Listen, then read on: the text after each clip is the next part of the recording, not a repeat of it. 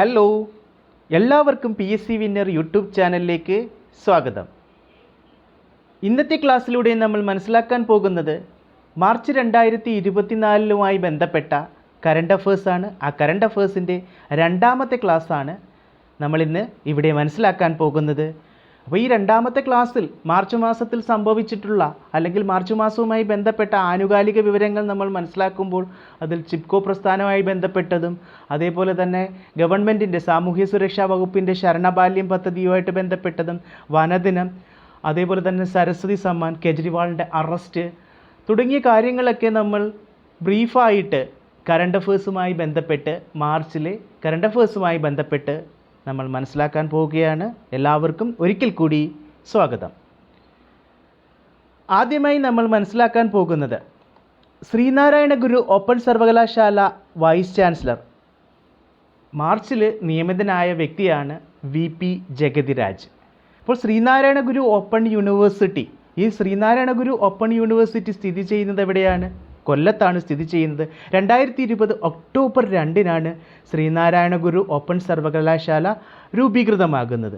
അപ്പോൾ ഇതിൻ്റെ first vice chancellor doctor PM Mubarak പാഷയായിരുന്നു ശ്രീനാരായണ ഗുരു ഓപ്പൺ സർവകലാശാലയുടെ ഫസ്റ്റ് വൈസ് ചാൻസലർ.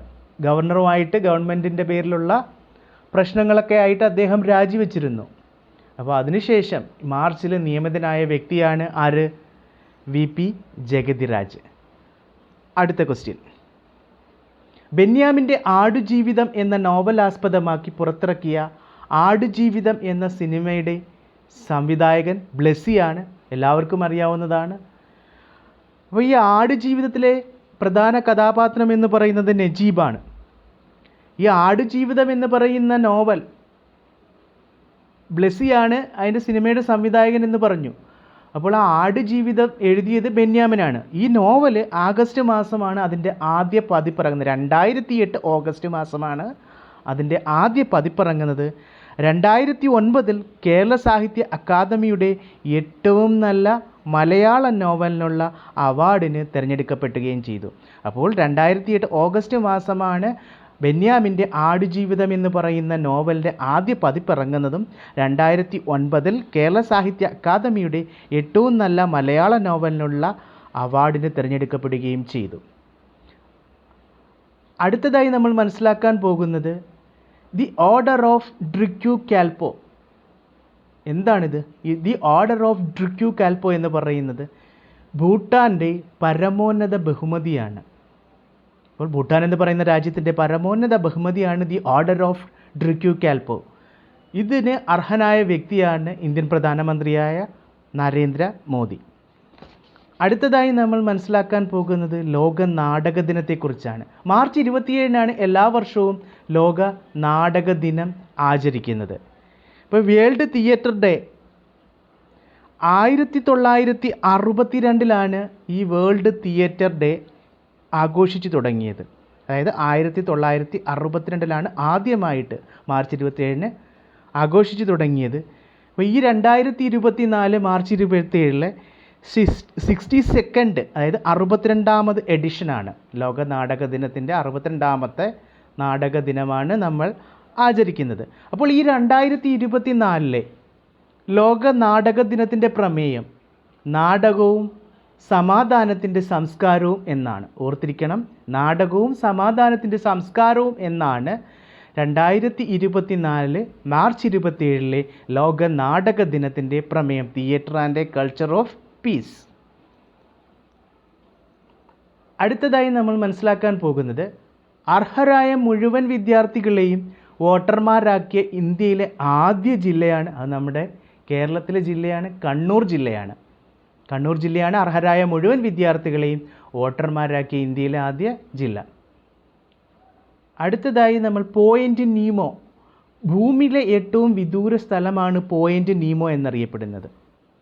ഈ പോയിൻ്റ് നീമോ ഓഷ്യാനിക് ലൊക്കേഷനിലാണ് സ്ഥിതി ചെയ്യുന്നത്. ഒരു റിമോട്ട് ഓഷ്യാനിക് ലൊക്കേഷനിലാണ് എന്ത് ചെയ്യുന്നത്? റിമോട്ട് ലൊക്കേഷനാണ് ഇത് പോയിൻ്റ് നീമോ.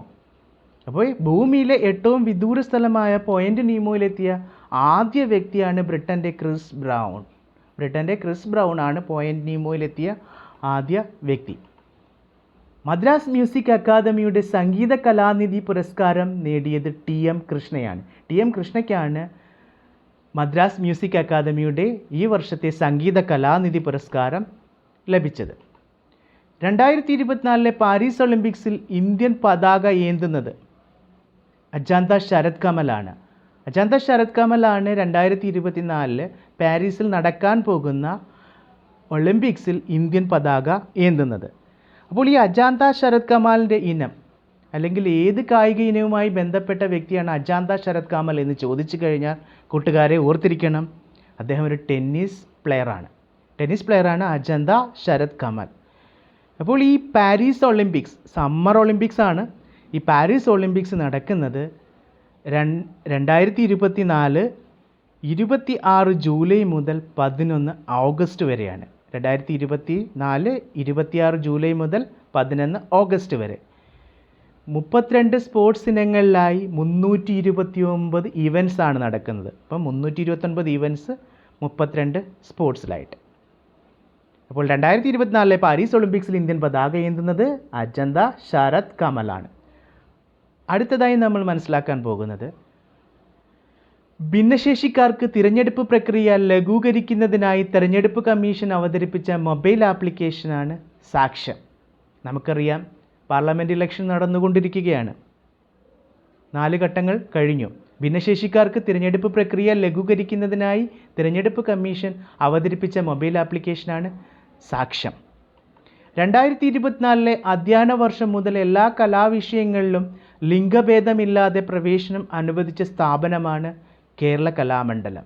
അപ്പോൾ 2024 അധ്യയന വർഷം മുതൽ എല്ലാ കലാവിഷയങ്ങളിലും ലിംഗഭേദമില്ലാതെ പ്രവേശനം അനുവദിച്ച സ്ഥാപനം കേരള കലാമണ്ഡലം. അപ്പോൾ ഈ കേരള കലാമണ്ഡലം എവിടെയാണ് സ്ഥിതി ചെയ്യുന്നത്? ഭാരതപ്പുഴയുടെ തീരത്ത് തൃശ്ശൂർ ജില്ലയിലെ ചെറുതുരുത്തിയിലാണ് കേരള കലാമണ്ഡലം സ്ഥിതി ചെയ്യുന്നത്. ഇപ്പോൾ അതൊരു കൽപ്പിത സർവകലാശാലയാണ്, ഡീംഡ് യൂണിവേഴ്സിറ്റിയാണ്. വള്ളത്തോൾ നാരായണ മേനോനും മണക്കുളം മുകുന്ദരാജയും ചേർന്നാണ് ഈ കേരള കലാമണ്ഡലത്തിന് അതൊരു സൊസൈറ്റി ആയിട്ടാണ് 1927 രൂപം കൊള്ളുന്നത്. അടുത്തതായി നമ്മൾ മനസ്സിലാക്കാൻ പോകുന്നത് K for കെയർ. എന്താണ് ഈ K for കെയർ? ജീവിതത്തിൽ മറ്റൊരാളുടെ സഹായം ആവശ്യമായി വരുന്ന കുടുംബങ്ങൾക്ക് പ്രൊഫഷണൽ സേവനങ്ങൾ ഒരു കുടക്കീഴിൽ ലഭ്യമാക്കുന്ന കുടുംബശ്രീ പദ്ധതിയാണ് K for കെയർ. അപ്പോൾ ഈ കുടുംബശ്രീ എന്നാണ് രൂപീകൃതമായത്? 1998 17 മെയ്യിലാണ് കുടുംബശ്രീ രൂപീകൃതമായത്. അപ്പോൾ അതിൻ്റെ ഹെഡ് ക്വാർട്ടേഴ്സ് എവിടെയാണ് സ്ഥിതി ചെയ്യുന്നത്? തിരുവനന്തപുരത്താണ് കുടുംബശ്രീയുടെ ഹെഡ് ക്വാർട്ടേഴ്സ്.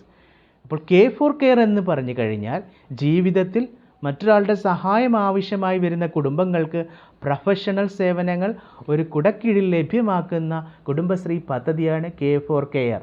അപ്പോൾ സഹായം എന്ന് പറയുമ്പോൾ തന്നെ നമുക്കൊരു കെയർ അതിൽ നിന്ന് മനസ്സിലാക്കാൻ പറ്റും. അടുത്തതായി നമ്മൾ മനസ്സിലാക്കാൻ പോകുന്ന ചിപ്കോ പ്രസ്ഥാനത്തെക്കുറിച്ചാണ്. 2024 മാർച്ചിൽ ചിപ്കോ പ്രസ്ഥാനത്തിൻ്റെ 50ാമത് വാർഷികമാണ് നമ്മൾ ആചരിച്ചത്. എന്താണ് ഈ ചിപ്കോ പ്രസ്ഥാനം? ഇന്ത്യയിലെ പരിസ്ഥിതി സംരക്ഷണ സമര പ്രസ്ഥാനങ്ങളിൽ പ്രശസ്തമായ ഒന്നാണ് ചിപ്കോ പ്രസ്ഥാനം. അപ്പോൾ ഇതുമായിട്ട് ബന്ധപ്പെട്ട് ചിപ്കോ മൂവ്മെൻ്റ് ഒക്കെ നമ്മൾ പഠിച്ചിട്ടുണ്ട്. ചിപ്കോ എന്ന വാക്കിനർത്ഥം ചേർന്ന് നിൽക്കൂ, ഒട്ടി നിൽക്കൂ എന്നൊക്കെയാണ്. അപ്പോൾ ഇതിന് നേതൃത്വം നൽകിയത്, ഈ ചിപ്കോ പ്രസ്ഥാനത്തിന് നേതൃത്വം നൽകിയത് ആരായിരുന്നു? കേട്ടിട്ടുണ്ടാവും നിങ്ങൾ, പലപ്പോഴും പല പരീക്ഷകൾക്കും ചോദിച്ചിട്ടുള്ളതാണ്, സുന്ദർലാൽ ബഹുഗുണ. ഈ ചിപ്കോ പ്രസ്ഥാനത്തിനോട് സാമ്യമുള്ളൊരു പ്രസ്ഥാനമുണ്ട്. ഈ ചിപ്കോ പ്രസ്ഥാനം രൂപം കൊണ്ടത് ഉത്തർപ്രദേശിൽ, ഇപ്പോൾ അത് ഉത്തരാഖണ്ഡിലാണ്, ഉത്തർപ്രദേശിലെ ചമേലി ജില്ലയിലാണ്. അപ്പോൾ ഇതുമായിട്ട് ബന്ധപ്പെട്ട് സമരം 1973 മാർച്ച് 26 സമരം നടക്കുന്നത്. അപ്പോൾ ഈ ചിപ്കോ മൂവ്മെൻറ്റ് മരങ്ങളെ സംരക്ഷിക്കുക എന്നുള്ളതാണ്. അപ്പോൾ ഇതിന് നേതൃത്വം നൽകിയത് സുന്ദർലാൽ ബഹുഗുണയാണ്. അപ്പോൾ ഈ ചിപ്കോ പ്രസ്ഥാനത്തോട് സാമ്യമുള്ള ഒരു പ്രസ്ഥാനം കർണാടകത്തിലുണ്ട്, അതാണ് അപ്പിക്കോ പ്രസ്ഥാനം. കർണാടകത്തിൽ രൂപം കൊണ്ട അപ്പിക്കോ പ്രസ്ഥാനം. ഇനി ഓർത്തിരിക്കേണ്ടത്, ഈ ചിപ്കോ പ്രസ്ഥാനവുമായിട്ട് 1987 ചിപ്കോ പ്രസ്ഥാനത്തിന് റൈറ്റ് ലൈവ്ലിഹുഡ് പുരസ്കാരം ലഭിക്കുകയുണ്ടായി. അപ്പോൾ ഈ ചിപ്കോ പ്രസ്ഥാനം അല്ലെങ്കിൽ ചിപ്കോ സമരമൊക്കെ രൂപം കൊള്ളുന്നത് 1973 മാർച്ച് 26 അപ്പോൾ അതിൻ്റെ 50ാമത് വാർഷികമാണ് നമ്മൾ ഈ മാർച്ചിൽ ആചരിച്ചത്, 2024 മാർച്ചിൽ ആചരിച്ചത്. അടുത്തതായി നമ്മൾ മനസ്സിലാക്കാൻ പോകുന്നത് സൗരയൂഥത്തിൽ ഒരു ചിഹ്ന ഗ്രഹമുണ്ട്. 2005 EX296 2005 EX296ന് ഒരു ഇന്ത്യൻ ശാസ്ത്രജ്ഞൻ്റെ പേരിലാണ് നാമകരണം ചെയ്തത്. ആ ശാസ്ത്രജ്ഞൻ്റെ പേരെന്താണെന്നാണ് പ്രൊഫസർ ജയന്ത് മൂർത്തി. എന്താണ്? പ്രൊഫസർ ജയന്ത് മൂർത്തിയുടെ പേരിലാണ് 2005 EX296 എന്ന സൗരയൂഥത്തിലെ ചിഹ്നഗ്രഹത്തിന് പേര് നൽകിയത്. ഇനി അടുത്തതായി നമ്മൾ മനസ്സിലാക്കാൻ പോകുന്നത് G7 ഉച്ചകോടിയെക്കുറിച്ചാണ്.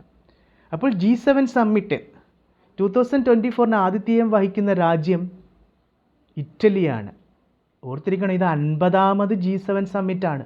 2024 നടക്കുന്നത് 50ാമത് G7 സമ്മിറ്റാണ്.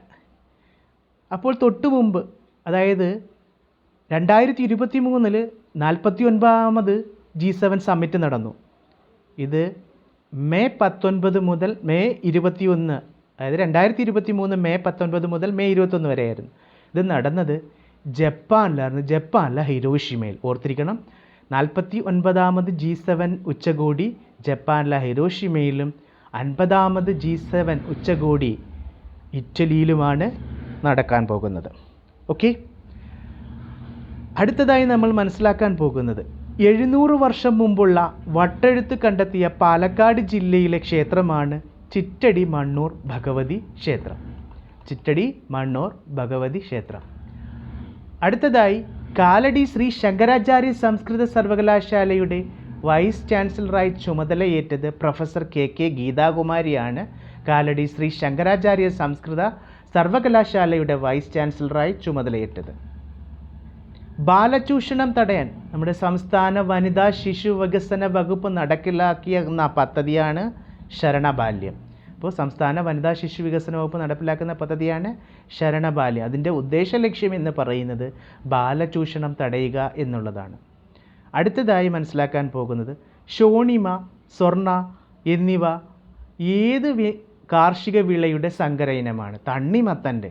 കാരണം ഈ ചൂടുകാലത്തൊക്കെ നമ്മൾ ഒരുപാട് കഴിച്ചിട്ടുള്ളതാണ്. അപ്പോൾ ഓർത്തിരിക്കാൻ എളുപ്പമുണ്ട്. ഷോണിമ, സ്വർണ്ണ എന്നിവ ഏത് കാർഷിക വിളയുടെ സങ്കര ഇനമാണ്? തണ്ണിമത്തൻ്റെ. ഷോണിമയും സ്വർണ്ണയും.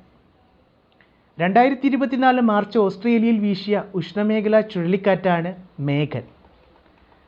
അടുത്തതായി നമ്മൾ മനസ്സിലാക്കാൻ പോകുന്നത് 2024 മാർച്ചിൽ ദേശീയ അന്വേഷണ ഏജൻസിയായ നാഷണൽ ഇൻവെസ്റ്റിഗേഷൻ ഏജൻസി NIA അതിൻ്റെ പുതിയ ഡയറക്ടർ ജനറലായി നിയമിതനായത് സദാനന്ദ് വസന്ത് ദാതെ.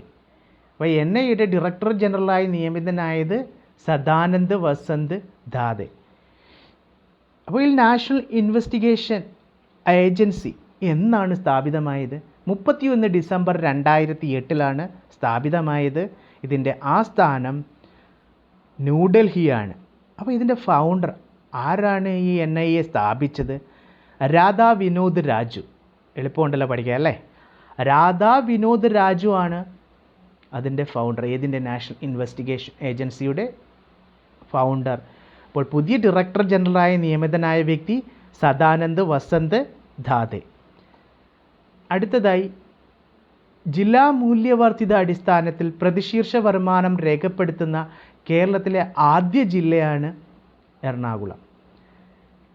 ജപ്പാനിൽ റിപ്പോർട്ട് ചെയ്ത ബാക്ടീരിയൽ അണുബാധ രോഗം, ഈ മാർച്ചിൽ റിപ്പോർട്ട് ചെയ്ത ഒരു ബാക്ടീരിയൽ അണുബാധ രോഗമാണ് സ്ട്രെപ്റ്റോകോക്കൽ ടോക്സിക് ഷോക്ക് സിൻഡ്രോം. എന്താണ്? സ്ട്രെപ്റ്റോകോക്കൽ ടോക്സിക് ഷോക്ക് സിൻഡ്രോമാണ് ജപ്പാനിൽ റിപ്പോർട്ട് ചെയ്ത ബാക്ടീരിയൽ അണുബാധ രോഗം. റെയിൽവേ സ്റ്റേഷനുകളിൽ നടക്കുന്ന കുറ്റകൃത്യങ്ങളുടെ വിവരങ്ങൾ രേഖപ്പെടുത്തുവാൻ റെയിൽവേ പോലീസിന് വേണ്ടി പുറത്തിറക്കിയ ആപ്പാണ് റെയിൽ മൈത്രി. റെയിൽവേ സ്റ്റേഷനിൽ നടക്കുന്ന കുറ്റകൃത്യങ്ങളുടെ വിവരങ്ങൾ രേഖപ്പെടുത്തുവാൻ റെയിൽവേ പോലീസിന് വേണ്ടി പുറത്തിറക്കിയ ആപ്പ് റെയിൽ മൈത്രി. റീസെൻ്റ്ലി ഇതുമായിട്ട് ബന്ധപ്പെട്ട് ഈ റെയിൽ മൈത്രി ആപ്പിൽ കംപ്ലയിൻറ്റ് രജിസ്റ്റർ ചെയ്ത് പല കുറ്റകൃത്യങ്ങളും കണ്ടുപിടിക്കപ്പെട്ടിട്ടുണ്ട്. ഈ ആപ്പ് ഡെവലപ്പ് ചെയ്ത് കെൽട്രോണാണ്.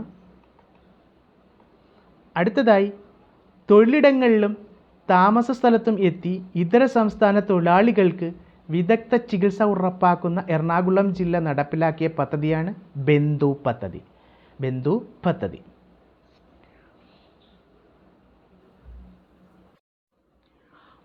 അടുത്തതായി നമ്മൾ മനസ്സിലാക്കാൻ പോകുന്നത് ലക്ഷ്മി എൻ മേനോൻ. ആരാണ് ഈ ലക്ഷ്മി എൻ മേനോൻ? കേന്ദ്രമന്ത്രിയായ ആദ്യ മലയാളി വനിതയെന്ന ബഹുമതിക്ക് അർഹയായ ലക്ഷ്മി എൻ മേനോൻ്റെ 125ാമത് ജന്മവാർഷികമാണ് 2024 മാർച്ച് 27 ആഘോഷിച്ചത്. അപ്പോൾ കേന്ദ്രമന്ത്രിയായിരുന്ന ആദ്യ മലയാളി വനിതയാണ്. മാർച്ച് 27 1899 ആര് ജനിച്ചത്? ലക്ഷ്മി എൻ മേനോൻ ജനിച്ചത്. മരണപ്പെട്ടത് 1994 നവംബർ 30. അത് കേന്ദ്രമന്ത്രിയായ ആദ്യ മലയാളി വനിത, കൂടാതെ ഇന്ത്യയിലെ ആദ്യ വനിതാ വിദേശകാര്യമന്ത്രി ആരാണെന്ന് ചോദിച്ചാലും അതിനും ഉത്തരം ലക്ഷ്മി എൻ മേനോനാണ്. ഓർത്തിരിക്കണം. രാജ്യം 1957 പത്മഭൂഷൺ നൽകി ആദരിക്കുകയും ചെയ്തു. അപ്പോൾ കേന്ദ്രമന്ത്രിയായ ആദ്യ മലയാളി വനിതയായ ലക്ഷ്മി എൻ മേനോൻ്റെ 125ാമത് ജന്മവാർഷികമാണ് 2024 മാർച്ച് 27 നമ്മൾ ആഘോഷിച്ചത്. അടുത്തതായി നമ്മൾ മനസ്സിലാക്കുന്നത് ഭാരത് ബയോടെക്കിൻ്റെ ക്ലിനിക്കൽ പരീക്ഷണം ആരംഭിച്ച TBക്കുള്ള, അതായത് ക്ഷയരോഗത്തിനുള്ള വാക്സിനാണ്. 2024 മാർച്ചിലാണ് ക്ലിനിക്കൽ പരീക്ഷണം ഭാരത് ബയോടെക് ആരംഭിച്ചത്. MD-BIVAC എന്നാണ് ക്ഷയരോഗത്തിനുള്ള വാക്സിൻ്റെ പേര്. MD-BIVAC. തെരഞ്ഞെടുപ്പ് ഏകോപനത്തിനായി തയ്യാറാക്കിയിട്ടുള്ള സോഫ്റ്റ്വെയറാണ് എൻകോർ. തെരഞ്ഞെടുപ്പ് ഏകോപനത്തിനായി തയ്യാറാക്കിയിട്ടുള്ള സോഫ്റ്റ്വെയർ എൻകോർ. 2023 സാഹിത്യത്തിനുള്ള 33ാമത് സരസ്വതി സമ്മാൻ പുരസ്കാരം ലഭിച്ചത് പ്രഭാവർമ്മയ്ക്കാണ്. അദ്ദേഹത്തിൻ്റെ രൗദ്രം സാത്വികം എന്ന കാവ്യസമാഹാരത്തിനാണ്. 2023 സാഹിത്യത്തിനുള്ള 33ാമത് സരസ്വതി സമ്മാൻ പുരസ്കാരം ലഭിച്ചത് പ്രഭാവർമ്മയ്ക്ക്. കൃതി രൗദ്രം സാത്വികം, അത് ഒരു കാവ്യ സമാഹാരമാണ്. 2023 മാതൃഭൂമി സാഹിത്യ പുരസ്കാരത്തിന് അർഹനായത് പോൾ സെക്രിയാണ്. അടുത്തതായി നമ്മൾ ഓർത്തിരിക്കേണ്ട വളരെ വിലപ്പെട്ട സംഗതിയാണ് പറയാൻ പോകുന്നത്. 2024 ലോക സന്തോഷ സൂചികയിൽ 1ാം സ്ഥാനം നേടിയ രാജ്യം ഫിൻലാൻഡ്. ഈ ഫിൻലാൻഡ് ആണെങ്കിൽ കുറേ വർഷങ്ങൾ കൊണ്ട് അവിടുത്തെ ആളുകളെല്ലാം വളരെ ഹാപ്പിയാണ് അല്ലേ. തുടർച്ചയായി 7 തവണയായി ഫിൻലാൻഡ് ഹാപ്പിനെസ് ഇൻഡെക്സിൽ 1ാം സ്ഥാനം കരസ്ഥമാക്കുകയാണ്. ഇന്ത്യയുടെ സ്ഥാനം 126ാമതാണ്. 2024 ലോക സന്തോഷ സൂചികയിൽ ഇന്ത്യയുടെ സ്ഥാനം 126ാമത്. ലോക സന്തോഷ സൂചിക പ്രകാരം ഏറ്റവും സന്തോഷം കുറഞ്ഞ രാജ്യം, ഏറ്റവും അവസാനത്ത് നിൽക്കുന്നത് അഫ്ഗാനിസ്ഥാനാണ്, 143ാം സ്ഥാനത്ത്. കാരണം താലിബാനാണ് അവിടെ ഭരിച്ചുകൊണ്ടിരിക്കുന്നത്, അറിയാമല്ലോ. 2024 ലോക സന്തോഷ സൂചിക, ഇത് ഈ 2024 സന്തോഷ സൂചിക എന്ന് പറയുന്നത് 2023 സെപ്റ്റംബർ വരെയുള്ളൊരു കണക്കാണ്. 2024 ലോക സന്തോഷ സൂചിക പ്രകാരം ലോകത്തിലെ ഏറ്റവും സന്തോഷമുള്ള അറബ് രാജ്യമാണ് കുവൈറ്റ്. ലോകത്തിലെ ഏറ്റവും സന്തോഷമുള്ള അറബ് രാജ്യം കുവൈറ്റ്. അടുത്തതായി നമ്മൾ മനസ്സിലാക്കാൻ പോകുന്ന കൊച്ചിയിലെ ബ്രഹ്മപുരം മാലിന്യ പ്ലാന്റിനെയൊക്കെ നമുക്കറിയാം. ഈ മാലിന്യ പ്ലാന്റ് വിഷയത്തെ പ്രമേയമാക്കി ഒരു സിനിമ സംവിധാനം ചെയ്തു. ഇതുവരെ എന്നാണ് ആ സിനിമയുടെ പേര്. അനിൽ തോമസ് ആണ് ഈ സിനിമ സംവിധാനം ചെയ്തിരിക്കുന്നത്, കൊച്ചിയിലെ ബ്രഹ്മപുരം മാലിന്യ പ്ലാന്റിനെ ആസ്പദമാക്കി. ഇനി നമ്മളെല്ലാവരും കേട്ടതാണ്, വാർത്തകളിലൂടെ കേട്ടതാണ്, ന്യൂസ് പേപ്പറിലൂടെയും ദൃശ്യശ്രവ്യ മാധ്യമങ്ങളിലൂടെയൊക്കെ നമ്മൾ കേട്ടതാണ്. ഡൽഹി മുഖ്യമന്ത്രിയായിരുന്ന അരവിന്ദ് കെജ്രിവാളിനെ ED അറസ്റ്റ് ചെയ്തു എന്നുള്ള വാർത്ത അല്ലേ. 2024 മാർച്ചിൽ മുഖ്യമന്ത്രിയായിരിക്കെ രാജ്യത്ത് അറസ്റ്റിലാകുന്ന ആദ്യ വ്യക്തിയാണ് അരവിന്ദ് കെജ്രിവാൾ. ഇതുപോലെ തന്നെ മുഖ്യമന്ത്രി പദം രാജിവെച്ചിട്ട് ജാർഖണ്ഡ് മുഖ്യമന്ത്രിയെ ഇതേപോലെ തന്നെ അദ്ദേഹം പക്ഷേ രാജിവെച്ചിട്ടാണ് അദ്ദേഹത്തെ അറസ്റ്റ് ചെയ്തത്. ED അറസ്റ്റ് ചെയ്ത് ഹേമന്ത് സോറനെ. അപ്പോൾ ഈ മുഖ്യമന്ത്രിയായിരിക്കെ രാജ്യത്ത് അറസ്റ്റിലാകുന്ന ആദ്യത്തെ വ്യക്തി ചോദിച്ചു കഴിഞ്ഞാൽ അരവിന്ദ് കെജ്രിവാളാണ്. അദ്ദേഹം അറസ്റ്റിലാകുന്നത് 21 മാർച്ച് 2024 അത് ഡൽഹി മദ്യനയ അഴിമതി കേസിൽ ആരോപണം ഉന്നയിക്കപ്പെട്ടാണ് അദ്ദേഹം എന്ത് ചെയ്യുന്നത്, എൻഫോഴ്സ്മെൻറ്റ് ഡയറക്ടറേറ്റിൻ്റെ കസ്റ്റഡിയിൽ ആകുന്നത്. അപ്പോൾ 2024 മാർച്ച് 21 അദ്ദേഹം അറസ്റ്റിലായി.